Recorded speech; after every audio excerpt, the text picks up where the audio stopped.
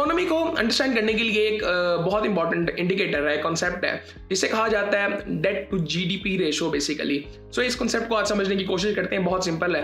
अब जिस तरह इसमें दो चीज़ें आ रही हैं, एक जीडीपी आ रहा है, एक डेट आ रहा है। डेट यानी उधार, जीडीपी यानी ग्रॉस डोमेस्टिक प्रॉफिट।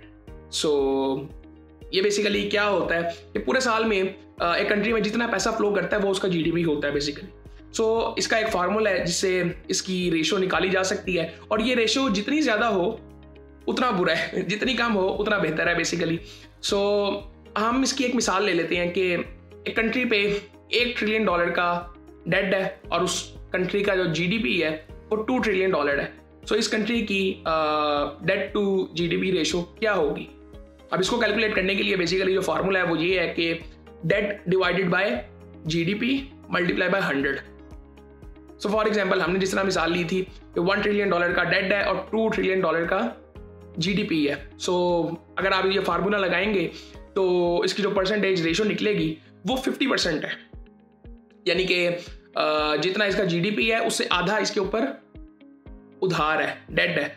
अब इसमें दो चीज़ें हैं। डेट सिर्फ एक तरह का नहीं होता। मतलब हम अगर डेट की बात करते हैं, जब बहुत वाइड एंगल में बात कर रहे होते हैं कि जी वो डेट जो मुल्क ने पैसा किसी बहुत बड़े इंस्टीट्यूट से, यानी कि वर्ल्ड बैंक, IMF से या किसी दूसरी गवर्नमेंट से लिया हो, वो डेट नहीं होता।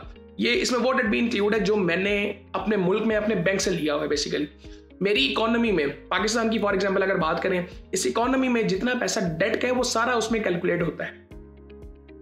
सो बेसिकली इसको ऐसे गिना जाता है। अब ये इतना इंपॉर्टेंट क्यों है इंडिकेटर? जब आप इसको थोड़ा सा समझेंगे, फॉर एग्जांपल जो मैं अगर बात कर रहा हूँ, मैंने अगर किसी बैंक से डेट की सूरत में पैसे लिए हुए हैं, वो भी डेट है। वो क्यों डेट है? वो इसीलिए इंपॉर्टेंट है कि मैं अगर पैसा लेता जाऊँगा बैंक से तो एट सम पॉइंट बैंक के पास पैसा खत्म हो जाएगा।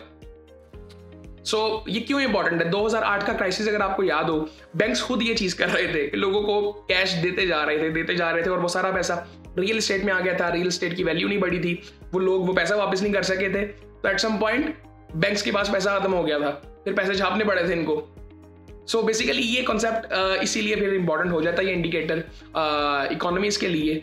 सो ये बेसिकली सिंपल सा कॉन्सेप्ट है डेट टू जीडीपी रेशो का। इसके बारे में आने वाले टाइम में कभी बहुत ज़्यादा डिटेल में बात करेंगे, लेकिन बेसिक जो कॉन्सेप्ट है वो सिर्फ यही है।